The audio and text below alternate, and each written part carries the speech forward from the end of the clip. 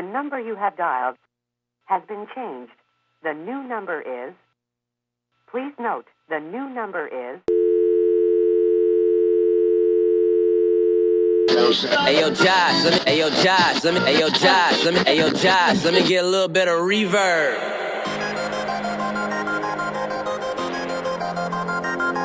Yeah.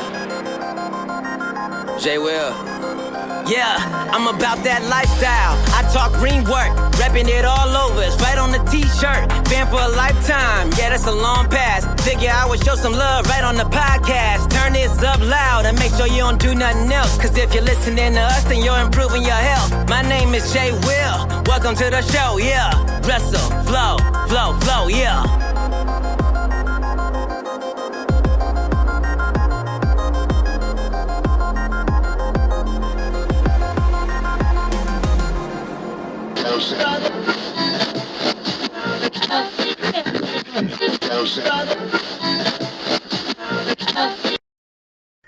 What is going on, everybody? Welcome to Wrestling Reverb. We have a little bit of a different kind of episode this week. Kevin is here. How are you, Kevin? We're doing excellent as always, Josh. Excellent. And we've also got a special guest for we don't know how long amount of time. But we do have a special guest. It's Tanner from Headlock Talk. Tanner, how you doing? Oh, what's going on, guys? How y'all doing? I'm good. We just got done watching some NXT and AEW, dependent on what everyone was watching. I kind of watched more NXT this week and kind of turned on AEW for a little bit. Kev, did you watch both this week, or did you watch one, or... It was very tough to determine what I wanted to watch tonight because in addition to AEW and NXT, you also have the World Series going on over here, and you have the start of NBA basketball. So I was watching a little bit of everything. I'd say I probably caught more of NXT than AEW. Okay. And Tanner, what were you watching, if anything? And everyone, just a disclaimer, Tanner's sitting in traffic right now. Yeah, if you can hear, there's like cars whizzing by me off the interstate. So yeah, it's a fun time. I was just trying to get some fish, and apparently I got stuck in traffic. But no, I watched both. Both were great. I thought. Yeah, lots of thoughts. Lots of thoughts. Well, we may as well discuss the kind of ending of NXT because that's probably going to be pretty fresh on everybody's mind right now, at least at the time of recording. Kev, what the hell did we just see? Did you expect any of that to happen with one Mr. Balor? I was completely blindsided. I never in a million years thought Finn Balor was about to turn on Gargano like that. That was so excellently done. Just picture perfect turn, setting up for maybe War Games in the future. I don't know. We'll see. But I'm interested to see where that goes because is Balor joining the Undisputed Era or is he just turning? We don't really know because he didn't necessarily align himself with them. No, but he didn't not align himself with them. It was really well done. Exactly. Tanner, what did you think about that? Were you, like Kev, blindsided by that? I was very blindsided. I feel like we were being set up for one of those classic tropes where we see like a four-man standoff. So I was just sitting there waiting for like Velveteen Dream to come down in the ring, and then all of a sudden Finn goes for the kick, the Pele kick, and I was just flabbergasted. A great moment for sure. Really unexpected. It took me by surprise as well. Just the way it was done, the timing of that was like perfect. The way he was taking off his jacket as he was doing it, ready to scramble down with the Undisputed Era, and then boom, the kick to Gargano. That was, I'm not complaining in the slightest. I'm sure that we can all agree on that. Gargano and Balor will be something just mind blowing. I'm more than sure. But just a little like, whoa, like it takes a lot. We all watch a lot of wrestling. Us three guys we're always watching wrestling at some point in the day. So it takes probably a little bit to surprise us. And that really took me back, as I can tell it took you guys back as well. Flipping over to the AEW side of things, I kind of was, like I said, I was kind of in and out of AEW, just kind of tuning in, tuning out. But the one segment that I did really love was the Jericho, Cody, all that kind of stuff that was going down there. That's the kind of stuff that I want to see from AEW. More of that, and you've got me back into this show again. But I took that away from AEW. What did you guys take away? I know there was some great tag team wrestling at the start of AEW from what I've seen on Twitter. I've seen clips. I'm still keeping up. But Kev, Tanner, who wants to take the lead on that? Because I'm sure... I know the first match, at least, was just apparently incredible. Yeah, I'll go first. The first match was incredible. Private Party and the Lucha Brothers put on one hell of a show, as both teams want to do. You know, you have teams of that caliber. Yeah. You're going to get a great match. SCU and Dark Order was good, too. I didn't like it quite as much, but it was good. My main takeaway, though, is that Kenny Omega is the best wrestler on the planet. I think I've contradicted myself in the past by saying that, but like even in a throwaway match against Joey Janela, where it's not that important other than wins and losses. There weren't really stakes. There wasn't a title involved. It wasn't like a main event match, and it was still just so good for what it was. And that all credit to Joey Janela, but screw him. He blocked me on Twitter. So Kenny Omega just performs at such a high level. And you could talk about his role in AEW all you want. You could talk about whether or not he's being treated specially, or you could talk about how they're not using him right. But he looks like he's having so much fun, and I think that's really important. Yeah. Tanner, what do you think when you hear the words best wrestler in the world? Who's the first person that comes to come to mind, like your mind at least? Because is it Kenny? Is it someone else? Who do you think's the best wrestler in the world today? Oh, that's a loaded question, man. No, totally. I mean, look, if you had asked me about 2 years ago, then yeah, for sure, I would have said Kenny Omega, because he could literally do no wrong, right? But I think that he was surrounded by some of the best talent in the world over in New Japan, and that's really, really... I'm not going to say it's unfair to pit him like that in AEW, because there's a lot of great talent in AEW, but he has a greater role to play in AEW. I mean, if you were asking me today who's the best wrestler in the world, I'm kind of going to have to spoil something here, because we had something planned for Headlock Talk at the end of the year. But, I mean, I could be proven wrong by the end of the year. I don't know. Still a couple months or a month. Yeah, still a couple months. As of right now, Will Ospreay is the best in the world to me. There's not anybody who has shown the same level that he has this year. He has had, and I spoke with Wilf about this months ago, and he disagreed completely. But I feel as though Will Ospreay is having the year that Kenny had 2 years ago. Yeah, I mean, it's hard to... it's really subjective. No matter what anyone says, someone's going to be like, this person's the best. I think Io Shirai is the best wrestler in the world today. I genuinely think that. I think she's just flawless. I'm not talking... Yeah, I'm not talking... I want... This is another thing that kind of I've been thinking about a lot lately, is that, how we've had, like... The women come more to the forefront, at least in WWE, and just in general, I think this snowball effect just makes it, women are a draw kind of across the board. But I want to get to that. When I say Io Shirai is the best in the world, they're like, oh yeah, she is the best women's wrestler in the world. I don't want that anymore. I don't want that woman word in front of it. The best wrestler, the best wrestling match. We say that's a great women's match. It's like, I just want to get to the point where we're just like, that was a great wrestling match. Kevin, what do you think about that? Do you still, even if it's like subconsciously almost, do you still say that was a great women's match, or that's a great women's wrestler? Do you think we'll get to a time where there truly isn't a divide? I think by force of habit almost, I do still say that, but I do think as women's wrestling comes to the forefront more and more often, I think we're going to get to a point where we are saying that that's a great match. We're not dividing it. We're not dividing men and women anymore. I think we will get to that point. And we've seen some great matches that have just so happened to have been put on by women over the years. I hate to go back to this one because I feel like this is an example we use a lot, but Bayley and Sasha Banks and NXT TakeOver Brooklyn all those years ago was one of the best matches I've ever seen, period, point blank. Men, women, aliens, who cares? Great match. No matter who's involved. And we've seen others. We've seen Becky Lynch and Charlotte Flair at Evolution. We've seen, the first ever women's Hell in a Cell match was fantastic. Asuka and Ember Moon at TakeOver Brooklyn 3 was one of my personal favorite women's wrestling matches, and one of my personal favorite matches in general. Yeah.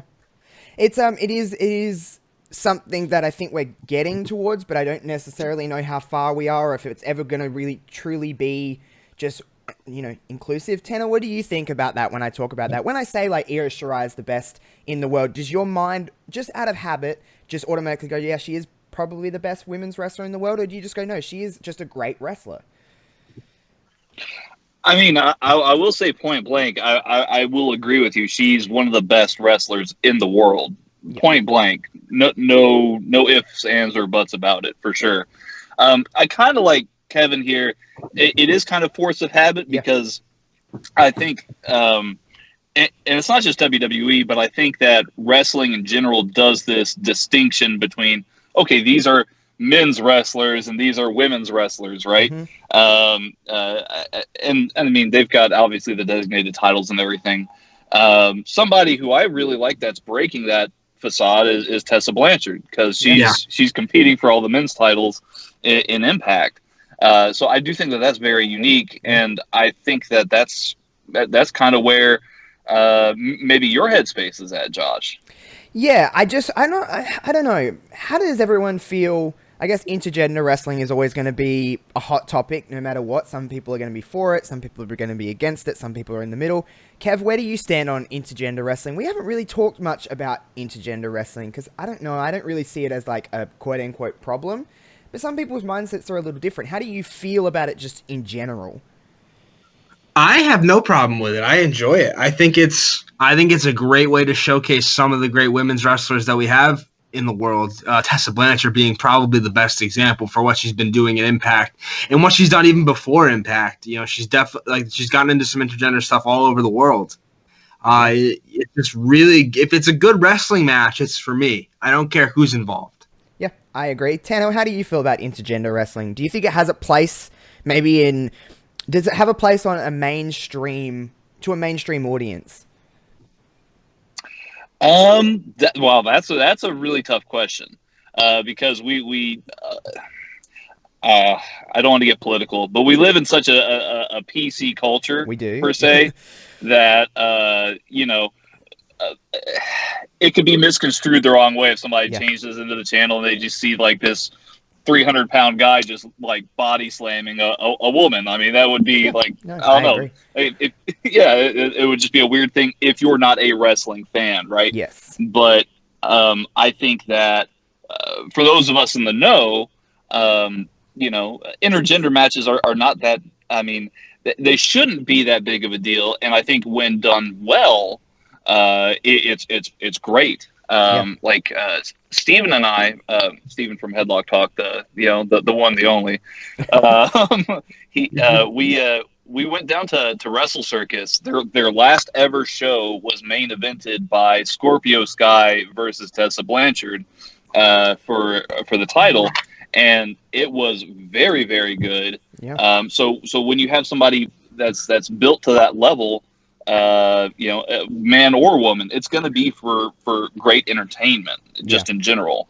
I think we also saw that with Candice LeRae when she was tag teaming with Joey Ryan all over the independent circuit. She was a formidable tag team partner that added to the matches a little bit of something extra that just wasn't there before in just regular tag teams. So, I mean, look, if when done well, I mean, there's really should be no issue. But I think outside eyes kind of give it a bit of a bad perception. Yeah, I agree with that completely. I don't know if we'll ever get to a spot where it's, the world is more so politically correct and sensitive now than maybe it's ever been in a lot of ways. So I don't know if we'll ever get away from that. It's just going to be one of those things. Me personally, I don't have a problem with it. It's just wrestling to me. It doesn't matter if it's an alien, if it's a man, a woman, a monkey, it really doesn't matter to me. It's wrestling. So that's An how I alien feel. and a monkey, that'd be great. Yeah, well, that'd be something else, wouldn't it? Last week, me and Kev, we debuted like a little bit of a new segment on the show, the unpopular opinion of the week, and it's kind of fun just to be a little bit like bleh for 10 minutes or so. So, Kevin, what is your unpopular opinion of the week? Okay, so this one's coming to you from AEW's main event this evening, which I didn't actually watch, and it's part of my opinion. I don't give a shit about Jon Moxley. Ooh. Ooh. Oh, man. Boy. I just think that I don't think he's changed since he left WWE. I don't think he's gotten more, edge to him. I don't think he's really done anything differently since he's left WWE and he left Dean Ambrose behind. I don't think the matches have gotten better. I don't think that his promos are necessarily like better. I think he's a great promo, but I don't think he's like done anything that different. After that first match with Juice Robinson where he won the United States title, I just haven't cared after that. I don't feel it for him anymore. I like Dean Ambrose. I liked him when he debuted with the Shield. I thought he was the breakout star of the group. Clearly, that didn't happen because you have Roman Reigns and Seth Rollins in that same group. But something just doesn't click for me. I don't care about him. I don't really care that he's a main event talent in AEW. I don't think he's a main event level talent.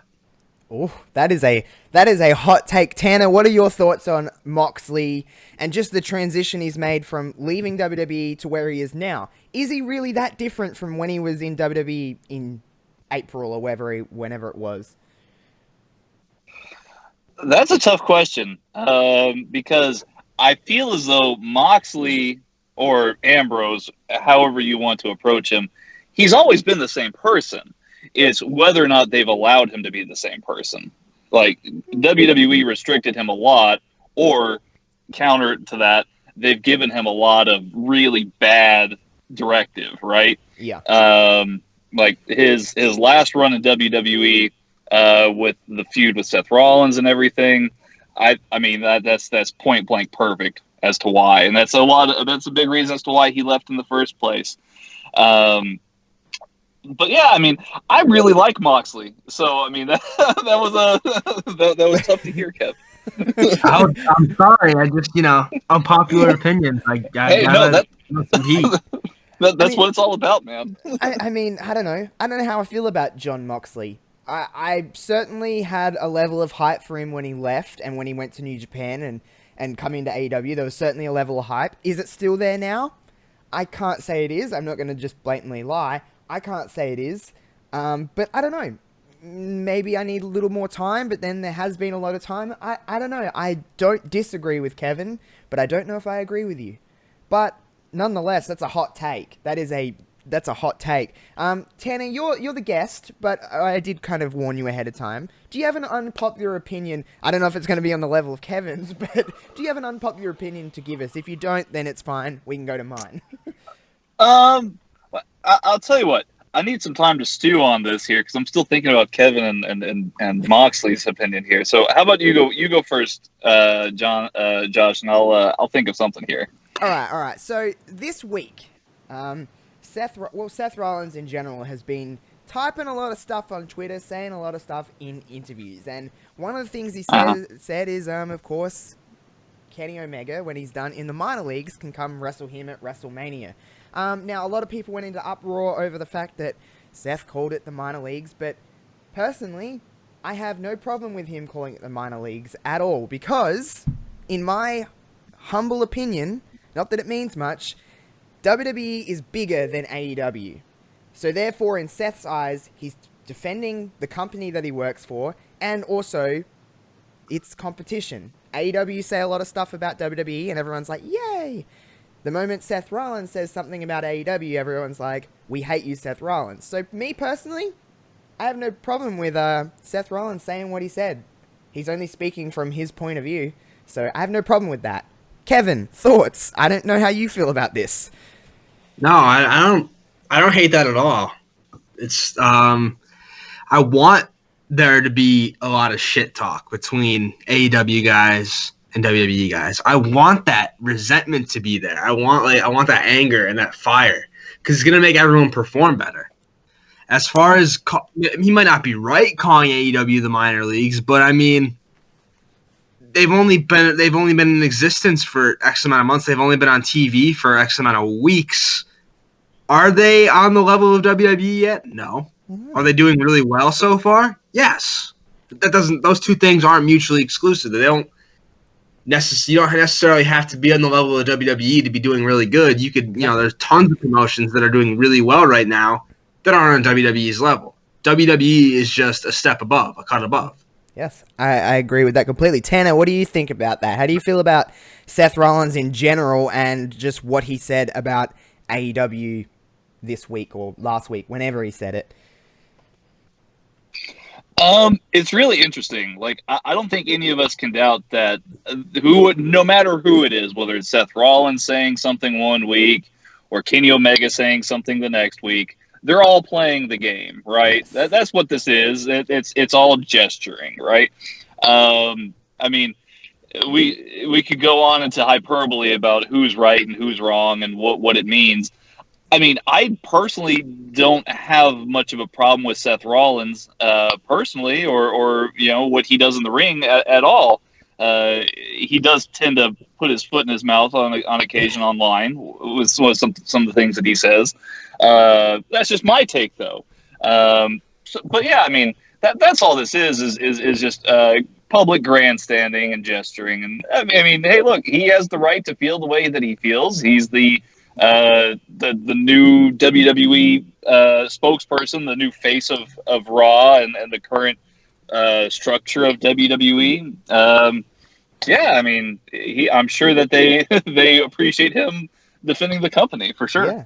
He's just speaking up for, I guess, what he believes in. We can't really, I can't really hate a guy for doing that. Some people, though, as the wonderful world of the internet is, don't like what he said, and I guess you can't change that opinion, but I guess that's quote-unquote unpopular by the masses. Well, Josh, didn't you get the memo that if you talk bad about AEW, you're a loser? Oh, trust me, I got that memo, trust me. I just kind of keep quiet about AEW over on my Twitter. I don't really say too much about it because I just called the Josh Robinson role. I cannot be bothered just people just name calling and just, telling me I don't know what wrestling is. Bitch, I like what I like. Wrestling is the most subjective form of entertainment maybe that I've ever watched. That's subjective also saying that, but all right. You should just start talking about AEW. You should just start talking about AEW online all the time, and then when somebody responds, just be like, "Thank you for your opinion," and then just leave it at that. I do that. I usually write "I love you" to people like that. I'm usually like, "Love you too." Yeah. It's like just the kissing emoji. It's just like a lot sometimes. You're like, just calm down. Just calm down. Tanner, have you thought of anything to add to this unpopular opinion bit? Absolutely. As I sit here in my car pondering unpopular opinions, I do have one that comes to mind, and I actually felt this in the pit of my stomach when the news was announced earlier this week that New Japan will be launching an American brand, New Japan of America or New Japan USA. I'm not quite sure what they're going to officially title it, but my unpopular opinion is this is a bad idea. This is a very, very bad idea for New Japan. The U.S. market is super saturated, and just as I believe that it's perhaps a bad idea that WWE enters the Japanese marketplace, it's just as bad of an idea for New Japan to try and set up another brand here in the U.S. or use it for tours, that kind of thing. Their schedule might not be as rigorous, but I think that there's philosophical differences and I don't want to say cultural differences per se, but it's how wrestling's, I guess, perceived between the two countries. And with us already having WWE with Raw, SmackDown, NXT, we have AEW springing up out of the ground. We have all these different promotions, and while it might be true that Japan has even more wrestling promotions than we do here in the States, I just think that their approach to doing like this house show type tour, which is cool on paper, it's going to be a real money loser for New Japan going forward. And as someone who's a big fan of their product, I just don't like this move. Yeah, it's a very saturated market in the States. Looking at it through just like even just on paper, there's nowhere that this really fits. There's so much going on. There's nowhere to just be like, yeah, it has a nice little section that it just fits in this puzzle beautifully. The puzzle's done. Like there's nowhere to really add pieces. If anyone understands what I mean, Kevin. You obviously would have seen all of this go down on Twitter and stuff over the last couple of days, but how do you feel about New Japan kind of essentially launching a brand new wing of their company in the States? I just think that you could expand into the United States without actually like committing the resources and the money to a whole new brand. That feels very WWE-esque, and I don't think that New Japan wants to be making those kinds of moves right now. I do agree with Tanner pretty much 100% with what he said. I when I heard the news, I thought this is going to fizzle out kind of quick. Mm-hmm. Yeah. I don't know. I seen it, and the first kind of opinion that kind of ran through my brain was like, okay, like they're kind of try to expand, and then I kind of, as the days progress, it's a few days since that announcement now. It's kind of been like, oh, is this going to work? I just don't know exactly where it's going to fit. I don't know. I don't obviously follow New Japan as much as you do, Tanner, but I certainly know what's going on, and I don't know. You watch it a lot more than I do. Are they ready for expansion like this? Is this something that's just come out of the blue? It seems to come out of the blue for me, but I don't know. I'm not watching as committedly as you are. I think it's a lot of things, right? Like, I think New Japan's feeling really confident in its position and its growing popularity. Truly, when they had the Wrestle Kingdom 11 match with Kenny and Okada, it really was about, the new, I guess the turning point in that company. Who's going to take the charge into this new era of New Japan, where there's going to be a lot more prominence because, New Japan's growing in popularity as the day goes by. But the way that New Japan America is currently set up is they want to have these different tours. They're going to have like an East Coast wing going down through the Midwest, going down here into Texas, and then going out west, into California and Washington and Oregon.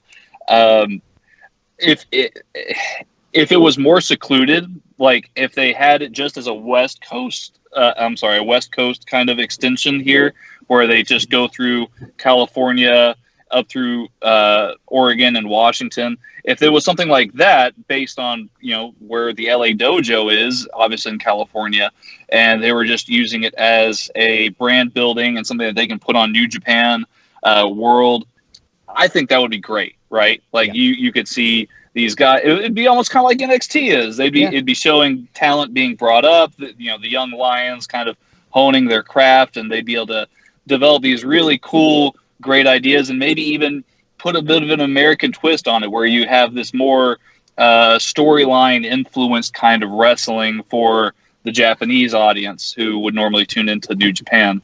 But this seems like a very, very big step, very, very quickly. So that's just my take. No, it's a lot. I agree with you. Again, it's not something that I have expected or I expected to see. It just kind of was like, okay, this is happening. But I mean, fingers crossed. I mean, the more successful that everything is, the more successful everyone else is. So I'm all for it. But I don't know. There's a lot going on. We're still getting used to having other companies, and there's just a lot of wrestling, and I love wrestling, but is there a point of too much? Probably. But we'll see what happens. Fingers crossed it all works out fine. I just wanted to say, I feel like this is like a gut reaction from New Japan based on the popularity of AEW and the growing American wrestling scene. I almost feel like this is a knee-jerk reaction from them, like, oh, we have to get in on it too.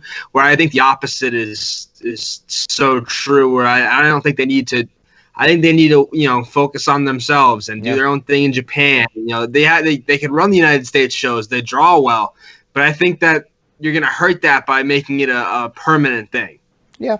No, I can see that. I can see that being a thing because they were losing maybe a little bit of momentum, that maybe AEW has snatched up that kind of side of the audience. They're two different products, but there is certainly a similarity between the New Japan product and the AEW product. Obviously, a lot of talent have worked in New Japan and come across, so they might have been like, oh crap, we're losing a little bit of momentum, a little bit of the edge. We need to get it back. This is their way of being like, hey, we're coming over here too, keep watching us. So, I don't know, we'll see how it all plays out. Now, perfect segue there from me. Speaking of playing, I'm sure you two have seen lots of clips of WWE 2K20 all over the internet, because that's basically what everyone's talking about. That game is, I got it. It's very broken. Have you both seen clips going around of that game? I can't escape the clips. They're everywhere. It's I don't really. Here's my take. I think it's kind of. I think glitches are fun. Oh, me too. Not if they're gonna like affect the way you play the game, but every so often, if something crazy happens, like for example, I mean, I don't play much. I don't play very many video games. But one that I do usually play is Madden, which is the National Football League video game for Josh, who doesn't understand football. I understand football, but it's just not my football is just the real football, I guess. I know, your your football's different. Madden is a game that has had a lot of glitches over the years, and they're usually pretty hilarious. Yeah, these ones are funny I too. understand that like people are mad about it because they want to play a top-rate video game and they're not necessarily getting that.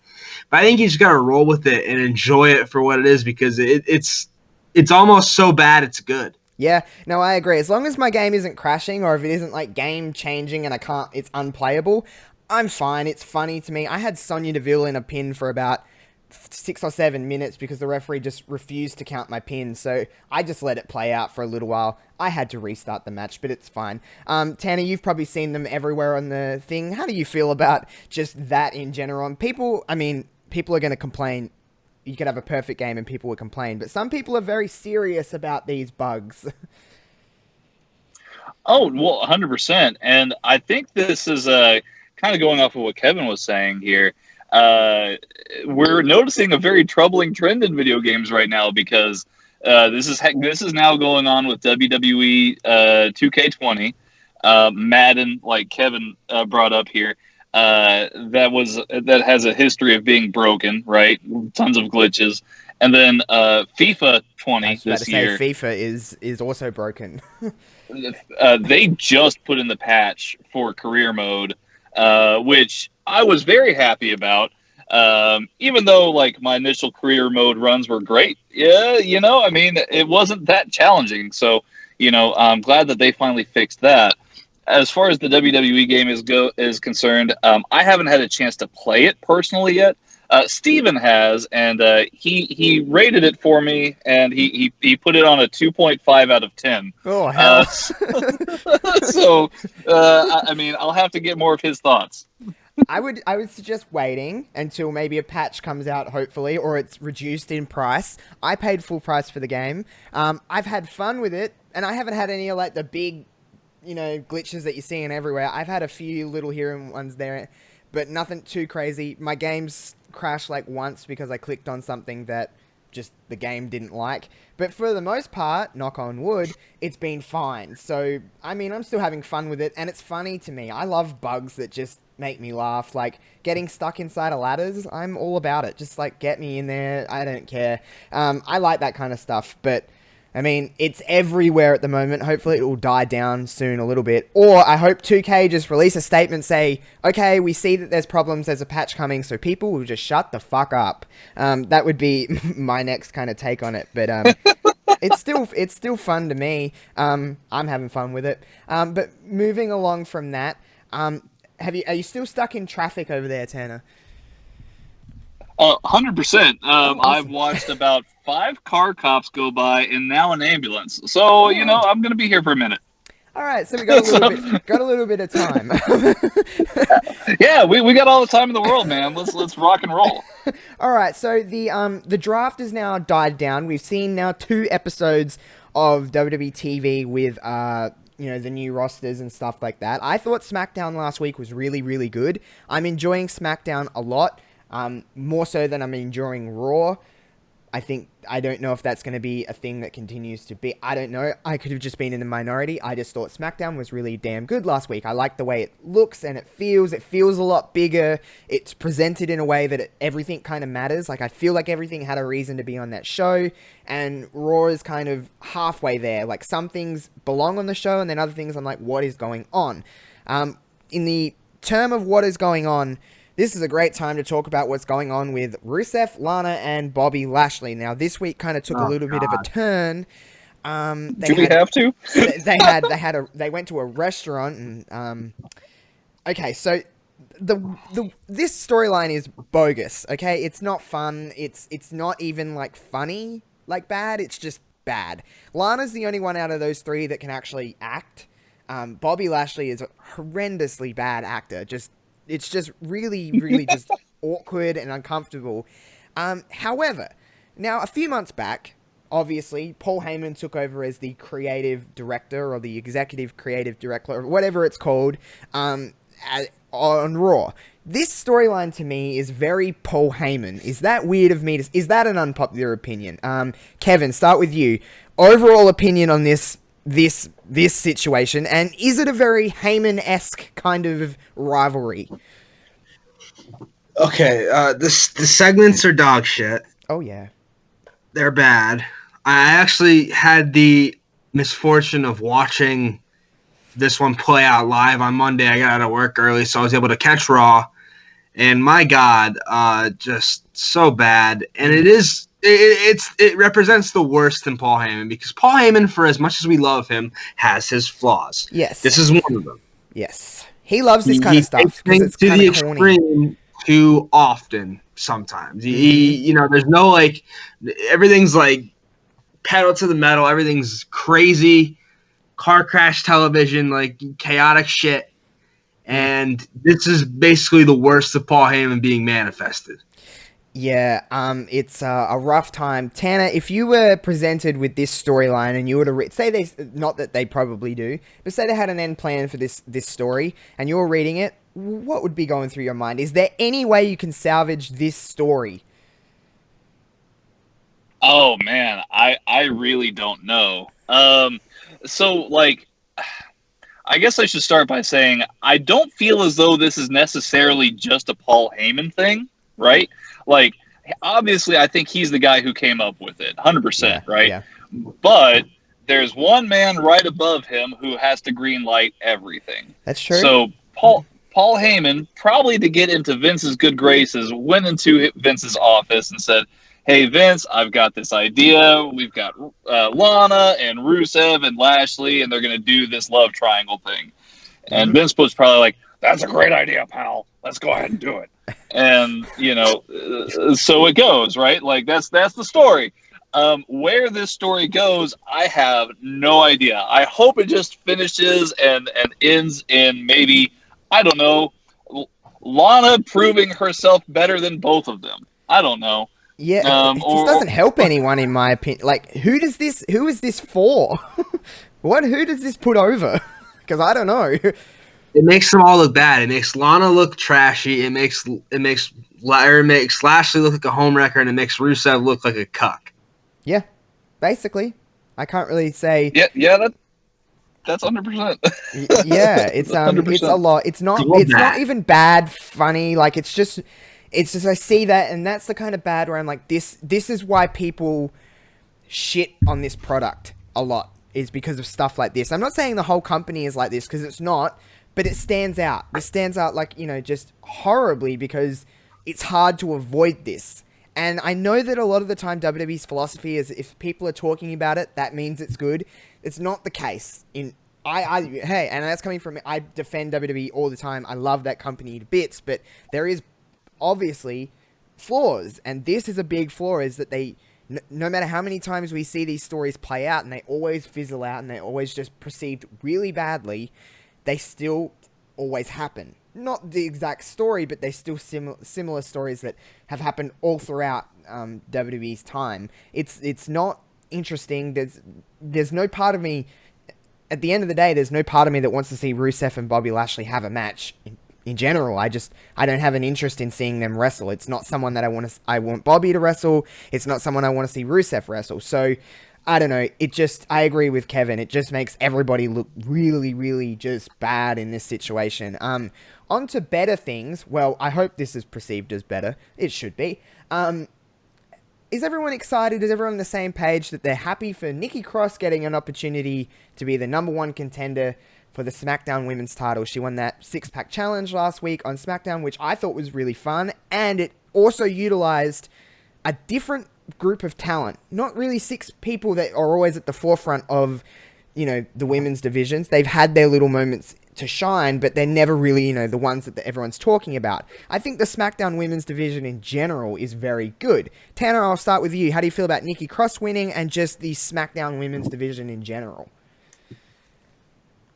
So, I'm excited for Nikki Cross. I think this is a great opportunity for her, and I think this is a really good challenge for the new look Bayley.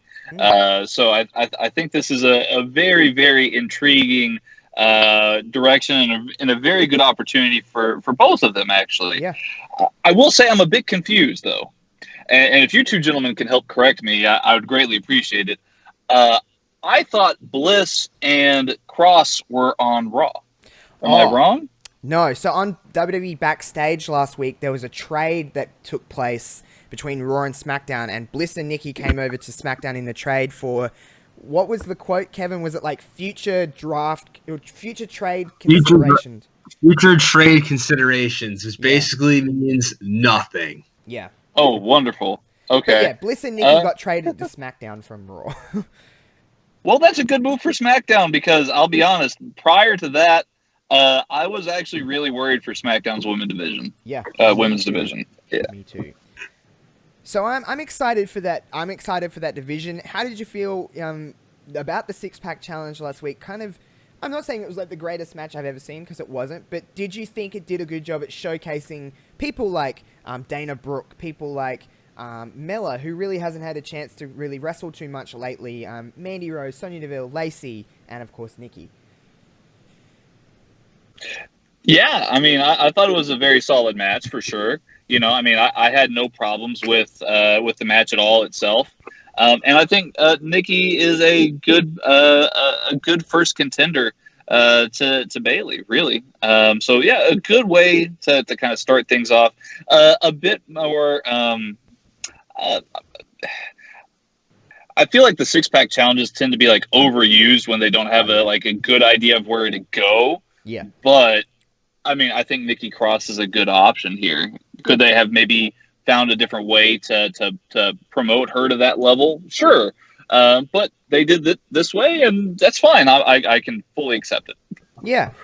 Kevin, we had discussions about the six-pack challenge last week. I thought it was going to be someone different like Dana winning. I think you went with Mella. I wasn't shocked to see Nikki Cross win, but how did you feel about the match in general, and did you think it showcased those six ladies in a good way? Well, yeah, if you remember, we both sort of said that while we had our picks, we thought Nikki Cross. I think we both thought Nikki Cross was a viable option too. I didn't watch the match. It worked, bro. Yeah. Oh, fair. Yeah, of course, you had work. I forgot about that. Disregard that question. But hey, Nikki Cross has won. You happy that Nikki Cross is going for the title? I know we've seen Bayley and Nikki, along with Bliss, kind of work earlier in the year, but this is a little different, and now you've had the added element of Sasha in there and this new look Bayley. How do you also feel about Bayley as well? Because she's certainly different than what she was. Yeah, and I love it. I think it's just the kick in the ass Bayley needed. She's been doing great work. She was doing good work as champion even before she turned. But I think this is just peak Bayley right now. Cutting down the wacky waving arm inflatable tube people and cutting her hair and changing the gear up. I love it. I think it's perfect. It's like such a thumb. It's such like a thumb to the nose to everybody who said that she would never turn and that she was just a character for the kids. She getting to show that she's so much more than that. And so I'm very happy for her. I'm very happy for Nikki Cross. I've been a Nikki Cross fan since NXT. While I don't like the way that they kind of neutered her on the main roster, I accept Josh's explanation from months ago that Alexa Bliss calms her down. I accept that. Fair. And I'm happy for her. I know we have seen Bayley and Nikki in some capacity, but obviously this is different. This is for the title. This is Nikki Cross's big break. I don't think Nikki Cross will win the title, but it'll be a good challenge for Bayley, and it's a great rub for Nikki. Yeah, I agree. I agree completely with that. We'll see how it all plays out in the coming weeks, I guess. We got Crown Jewel next week, and then we're on to Survivor Series and stuff like that. Speaking on Crown Jewel, I don't know. I still don't know. It's still a big up in the air maybe of whether I'm going to watch this or not. I don't know if I'm excited or not. I don't know how to feel about it. Am I excited for Tyson Fury and Braun Strowman? I don't think so. Am I excited for Cain Velasquez and Brock Lesnar? I also don't think so. After this week on Raw, I don't know how to feel about Cain Velasquez. Tanner, Cain Velasquez in general, I mean, is this just a ship that's just sailed? Should we be focusing on this now? Do you care about Cain? Is there an appeal? I don't see it, but maybe I'm just not into it. I don't know. How do you feel about the whole Brock, Cain, all of this that's going on at Crown Jewel?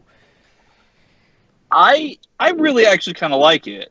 I think that for a long time now, WWE has beat the drum over and over again of how Brock is so legitimate and how he brings this dimension that nobody else has, right? Well, you've got Cain Velasquez now, who he literally decimated Brock Lesnar and literally scarred his face for life, right? Now, have they presented him in such a flattering way? That's definitely arguable, right? Yeah. I mean, I'm not gonna mince words about it. I think that they could have done it a lot better. Yeah. But I mean, at the same time, I am intrigued to see this match. I'm not intrigued to see Crown Jewel much at all. But maybe I'll get lucky and somehow this lands on YouTube and I don't know, find a clip of it. I don't know. Yeah. Kev, how do you feel about all of that? I couldn't give less of a shit about Cain Velasquez. I watch wrestling. I don't watch MMA. This is not my thing. Saying I don't watch. I know who he is only because of the association with Brock Lesnar, but I also know that it was 9 years ago. So it was. I was in high school. I don't care. Before he made his debut appearance, if you put 10 people in a room and asked me to identify which one Cain Velasquez was, I'd have no clue. I had no idea what he looked like. I'd never watched his fight with Lesnar. I just knew that Lesnar lost because I knew Lesnar left the UFC on a bit of a losing streak back in the day. I just don't care. I'll be intrigued if he wins the title, but I hope he doesn't. I'd rather see it on Lesnar. I don't think we need another Brock Lesnar. Yeah. And I think that's what they're positioning him to be. Right. So I don't need that. Same with Tyson Fury. I don't need that. I don't watch boxing. I don't want to watch people really fight each other. I want to watch them fake it. Yeah. I'm not a big. And I think that's. Yeah. Go on. Sorry. Oh, sorry, no, Josh. You're right. No.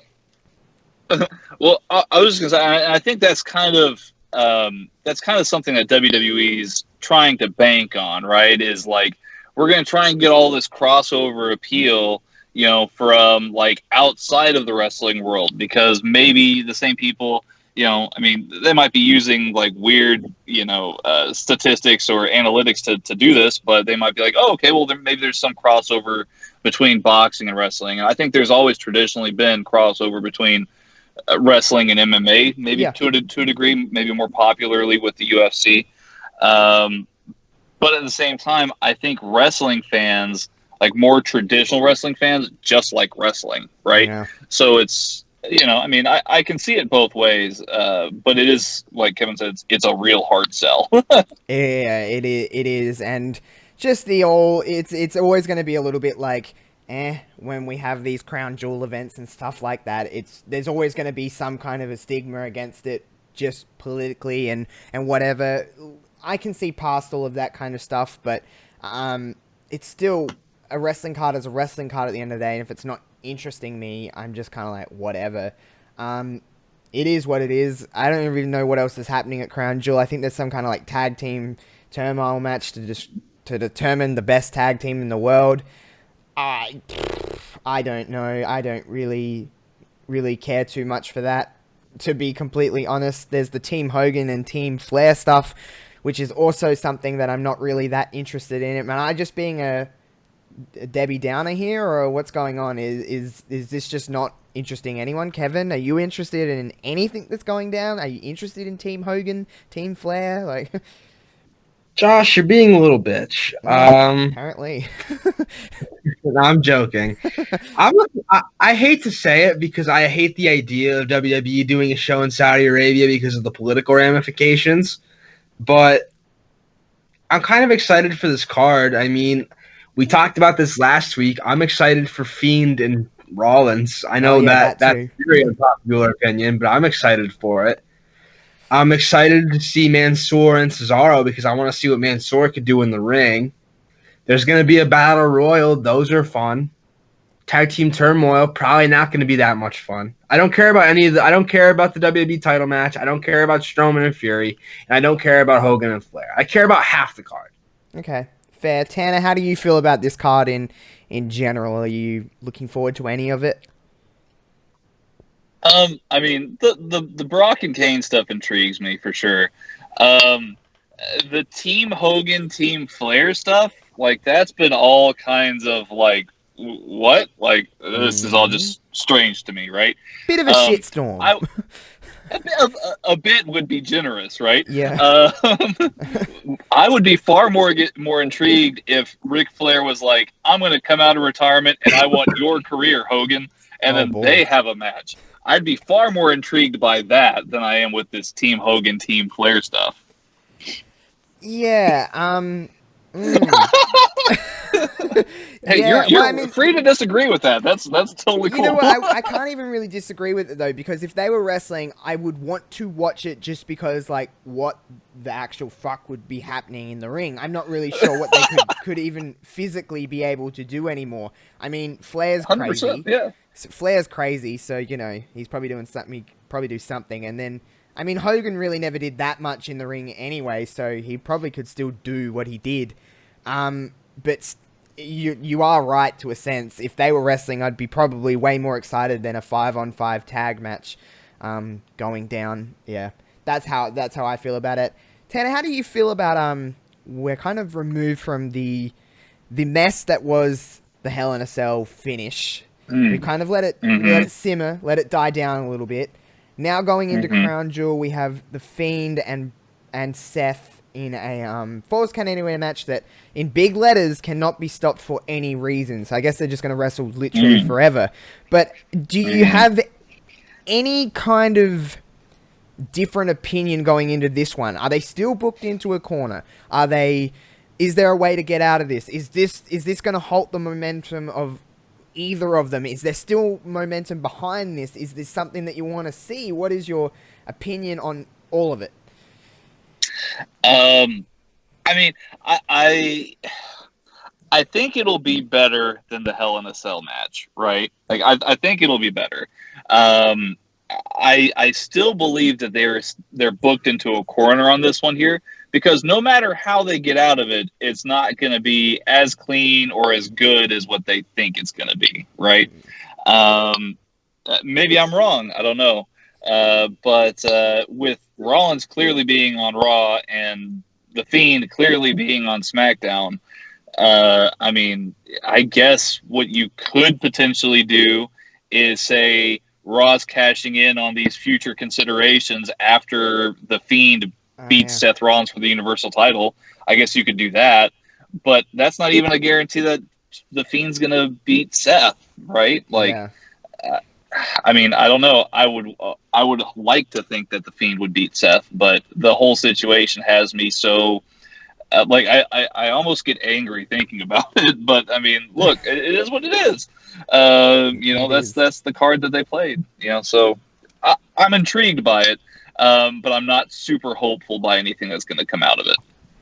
Yeah, Kevin, you're excited for the match itself. Are you more so excited for the actual match or just excited to see where this goes? I'm excited for the match itself because I love Falls Count Anywhere matches. It's probably my favorite stipulation in wrestling. Really? Because you have the ability to go anywhere and do anything. Like there's literally no limits as to what could happen. That's true. I think they're going to put on a doozy. I'm also excited to see where this goes because I think if the Fiend loses here, I honestly think that, and I hate to speak in hyperbole, but I think a loss here for the Fiend in any way, like the only way he could really lose is cleanly. Like there's no DQs, there's no nothing. It can't be stopped for any reason. Exactly. So he would have to lose clean if he were to lose at all, and if he loses clean, I think the Fiend character might be over. I'm not going to argue that because I probably agree with that, to be completely honest. If he loses, I don't really think there's too much more you can do with him. I mean, he's lost, and it's like it takes his kind of coolness, his edginess, everything, his appeal, I guess, in a sense of it's just kind of gone.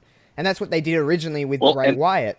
Like, he got there, and then he just lost, and then lost, and lost, and lost, and lost, until we didn't really care about Bray Wyatt. Like, theoretically, Bray Wyatt should have been huge, but he never won when it mattered. You probably could say the same about Samoa Joe in a lot of the senses, that he come in with this such stigma and stuff, but every time it gets to a big fight, he just loses. So, Tanner, how do you feel about if the Fiend was to lose? Do you think there's really much more you can do with the Fiend? Will it ruin him? Will it be it?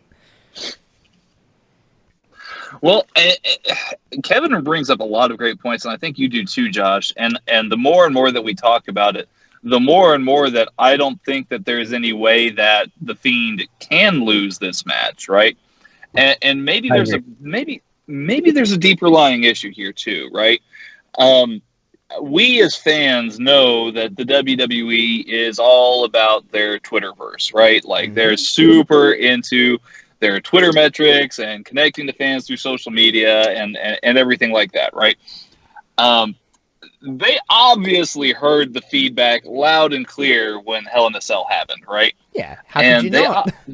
How could you not? It was like somebody speaking through a megaphone at like 1,000 watts, right? But like at the same time, they have this other issue where the fans are clearly not that thrilled about this whole Saudi Arabian mess, right? So the way that you actually maybe corral the fans, if you're WWE, into saying, hey, look, maybe you should actually watch these Saudi Arabian shows, right? The Crown Jewel and Greatest Whatever Ever, right? Is maybe have the Fiend beat Seth.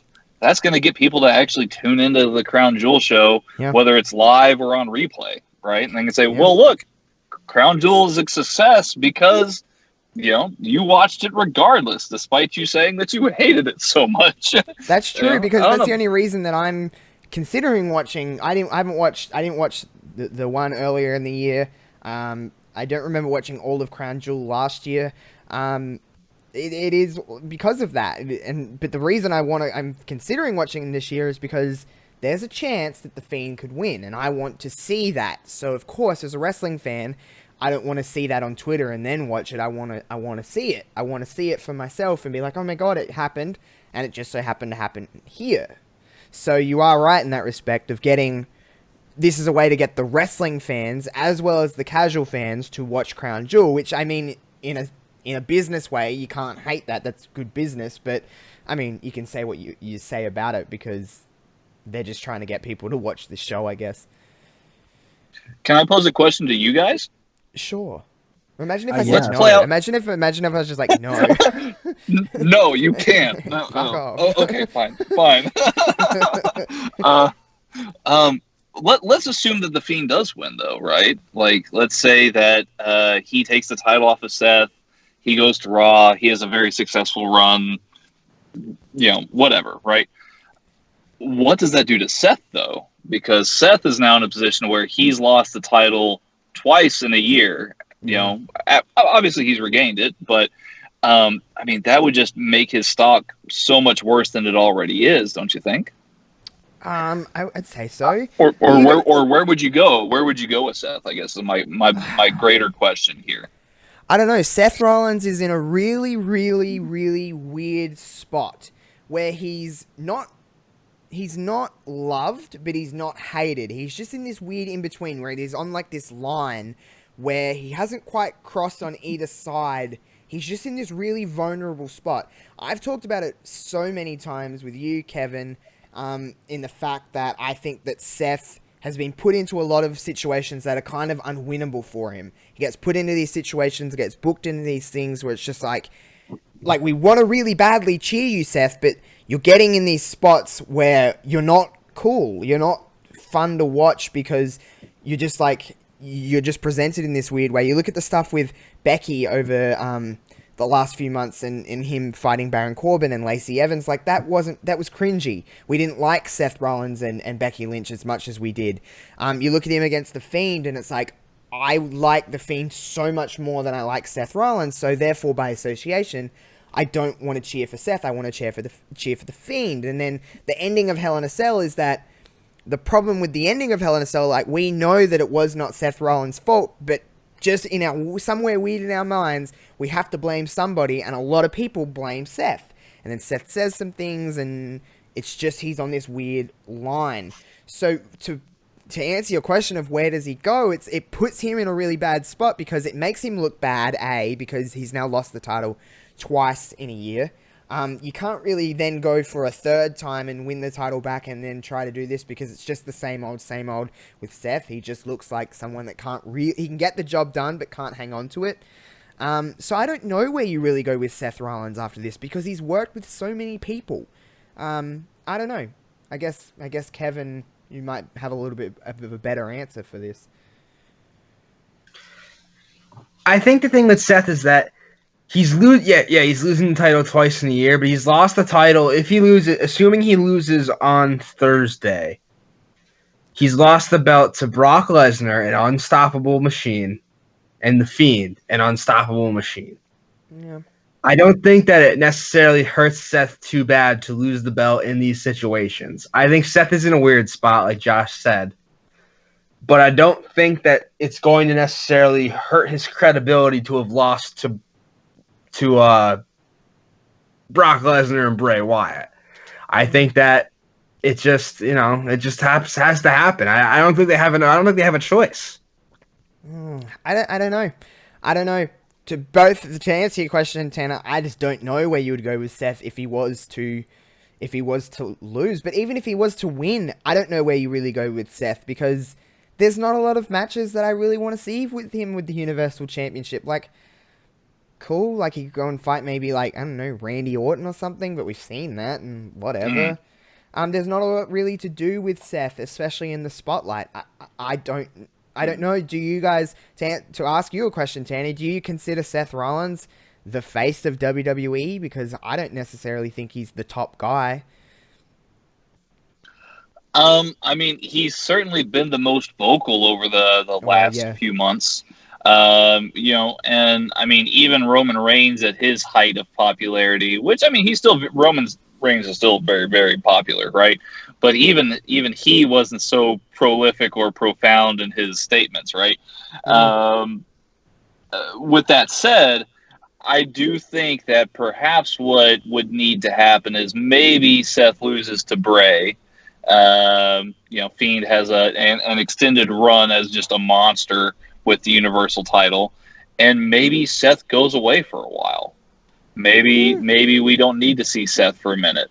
I know that we made a big deal of, or at least Raw made a big deal of Seth being, their number one pick on Raw's draft night, but I don't know. Maybe he feels like he has to find himself again after not facing the Fiend once, but twice. I don't know. Yeah, I don't know. I don't hate Seth Rollins at all. This isn't a shit on Seth Rollins time, but I don't know. I also don't love Seth. Yeah. I don't love Seth. I would be fine to have him just take a step back for a minute and just kind of come back fresher because I don't think by any means, whatever this is, I don't think Seth Rollins is ruined. But No. And I think if anybody deserves a break, it's Seth Rollins for the work he's done over the last 2 years. If anyone deserves some time off, it's Seth. That's true. I agree with that completely. He's obviously the saving grace with Seth is that dude can, wrestle circles around a lot of people. He doesn't have bad matches at all. He can make anyone look fantastic in the ring. Seth Rollins is very good for that. So I guess that's always going to be Seth's kind of saving grace to anything, is that he's a great worker. So he certainly is, deserving, and more so he's earned that spot of being Universal Champion. It's just, again, he gets put into a lot of situations where it's very hard to cheer for him just because of the other person involved or the situation that's kind of going around it. But to say that a lot of people, even for whatever reason, aren't excited to see this match, or just at least to see what's happening or where they go with this, is pretty, it'd be a lie to say people aren't excited about it, because people are talking about it, because we genuinely don't know what's going to happen with that at all. But, off the topic of Crown Jewel, as we kind of wrap things up, first and foremost, Tanner, thank you for sitting in traffic and talking to us, because I mean, It's been lovely. It probably was better than just sitting in traffic and not talking at all. But oh man, 100%. Like, I've been sitting next to this Motel 6 for like the last hour. It's been a great view, but no, it's been even better now that I get to sit here and talk with friends. Yeah, of course, you're always welcome. Tanner. Yeah. I have a question for you. What's up, man?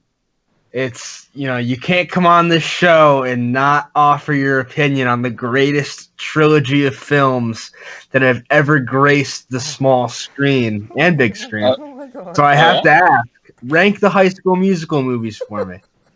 Oh, man. Oh, man. First off, I'll say it's nice that my wife doesn't listen to any of our shows. Probably for the best. Right, absolutely. I didn't know where Kevin was going with that for so long. I'm like, what the fuck is he going on about? Gosh, you clearly don't know me at all. When you said trilogy, I was like, trilogy. I was like, oh God, I know where he's going. I was like, Lord of the Rings, like maybe Star Wars, maybe like the Iron Man movies. I don't know. No, but maybe like High School Musical, maybe like, I don't know. I'm always a sucker for a good ending, but also a good beginning. So maybe I'll go 3-1-2. There you go. Oh my God. He's the same as me. He's the same as Son me. of a bitch. Yes. Tanner, yes. You are welcome here every single week. Well, it would be an honor. God. Screw damn you, it. Kev. That backfired on you, didn't it? That backfired on you. That did backfire on me. I'm so happy right now. I'm so happy. That was amazing. Dude. I didn't expect him to. I didn't expect him to go. I didn't expect Tanner to go with mine, because mine is clearly like an unpopular thing. My order, 2-1-3. I don't know. I don't know. Hey, but you know what, Kev? You were great at this unpopular opinions game. Oh, I know. I have a lot of unpopular opinions. Yeah, we've just been playing this game for the whole time. Kevin's finally chipped in. Well, in that case, no, it was good. Yeah, it was really fun to have you here and shoot the shit for like an hour or so. But we do have here's news to you, Tanner. We do have some kind of a slight announcement. It's nothing really too major, but we have a new series coming to Wrestling Reverb. It'll start in the next few weeks, but me and Kevin have kind of discussed it, and this is where the idea has kind of gone. So Kevin doesn't know the exact idea that's going to come out of my mouth in a couple of seconds, but this is where it's formed to. So weeks and weeks ago, me and Kevin, I kind of messaged Kevin about like an idea of like, I want to do like some form of a series on, because hey, shout out to you guys at Headlock Talk, because you do great series on your show, and the series of unfortunate events and stuff like that. That was so much fun just to listen to, just as a fan of you guys. But you nail the concept of your ideas, and you just execute them very well. So shout out to you and Steven on that one, because they're fun.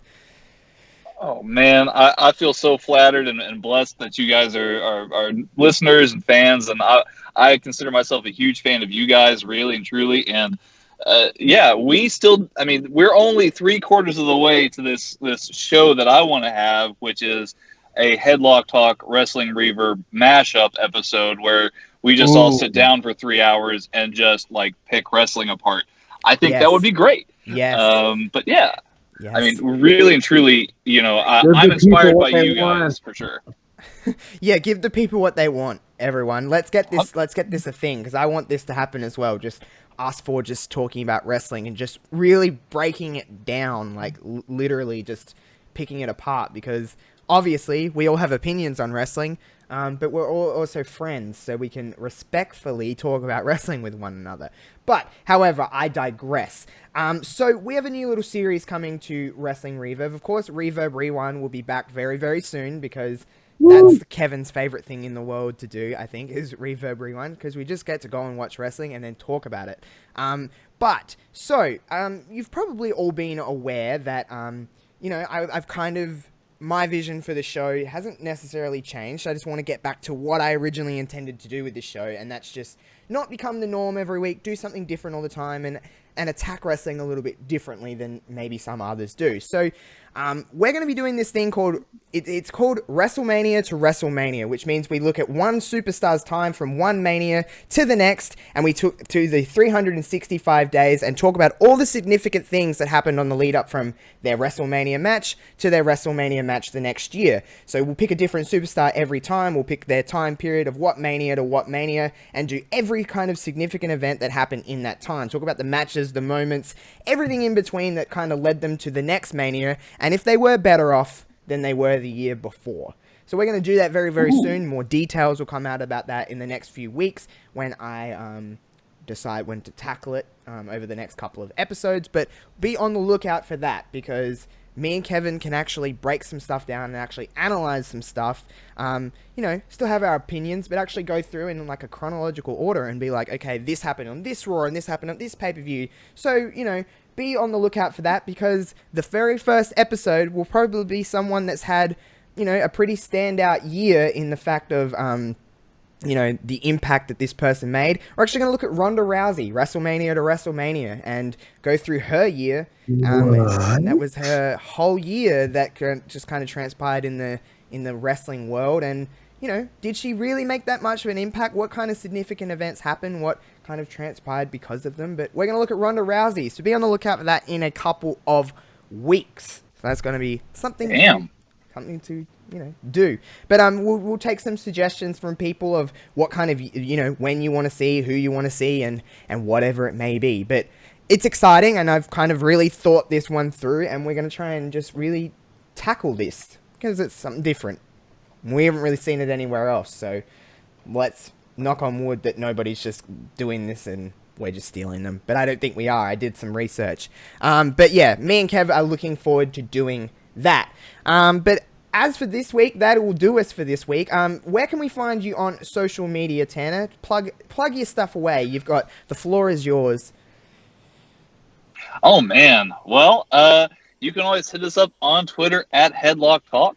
We're very responsive, we like talking to people about all sorts of stuff. So, hit us up if you have an opinion or a take. Give us a follow, give us a shout. I usually leave my DMs open as well. So, if you feel like getting weird, just go ahead and message me. I'll give you some kind of response. I can't guarantee you it'd be great.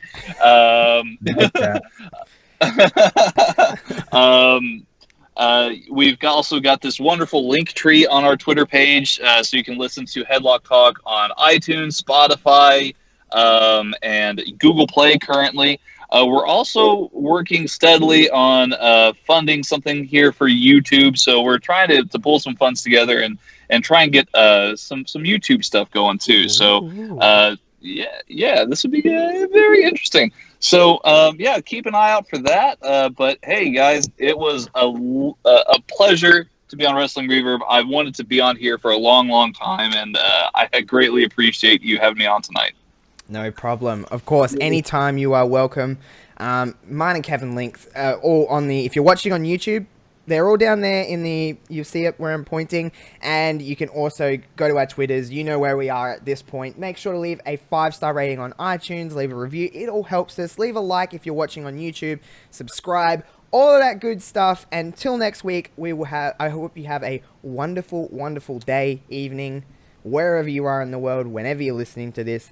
Have a good one, and we'll see you guys next week. Peace out.